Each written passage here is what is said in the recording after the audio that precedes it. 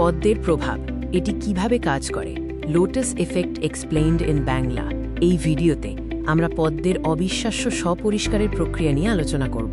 পদ্মপাতা কেন সবসময় শুষ্ক ও পরিষ্কার থাকে, প্রকৃতির এই বিস্ময়কর কৌশলটির রহস্য উন্মোচন করতে আমরা এর বৈজ্ঞানিক দিকগুলো দেখব। পদ্মের প্রভাব বা লোটাস এফেক্ট কি, চলুন জানা যাক। এই প্রভাবটির বৈজ্ঞানিক গুরুত্ব অপরিসীম। এটি প্রযুক্তির জন্য অনুপ্রেরণা জুগিয়েছে। পদ্মপাতার গঠন বাহ্যত মসৃণ মনে হলেও এটি আসলে অত্যন্ত রুক্ষ, যা এই প্রভাবের মূল কারণ।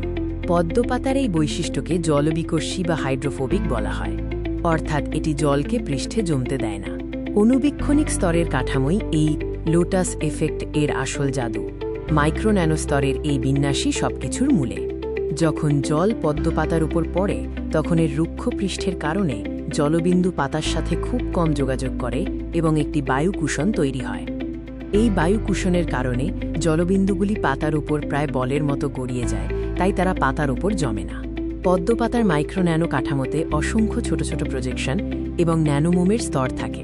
এটিই জলের দ্রুত রোলিং নিশ্চিত করে। এই জলবিকর্ষী ধর্ম পদ্মকে স্বপরিষ্কারের প্রক্রিয়াতে সাহায্য করে। এটাই প্রকৃতির নিজস্ব পরিচ্ছন্নতা। জলবিন্দু যখন পাতা থেকে গড়িয়ে যায় তখন তারা সাথে করে ময়লাকণা, ধূলিকণা এবং জীবাণুও সরিয়ে নিয়ে যায়, পাতাটিকে পরিষ্কার রাখে। এই প্রক্রিয়াটি প্রকৃতির নিজস্ব পরিচ্ছন্নতার একটি চমৎকার উদাহরণ। পদ্ম ফুল তাই সর্বদা পবিত্র এবং সুন্দর থাকে। পদ্মের প্রভাব মানুষের প্রযুক্তিতে কিভাবে ব্যবহার করা যেতে পারে, আসুন তা দেখা যাক।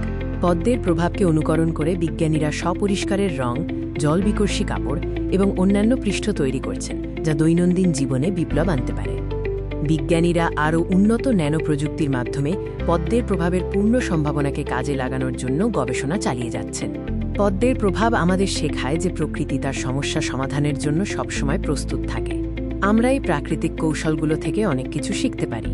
পদ্মের প্রভাব, অণুবীক্ষণিক কাঠামো, জলবিকর্ষী বৈশিষ্ট্য এবং স্বপরিষ্কারের প্রক্রিয়া দেখার জন্য ধন্যবাদ।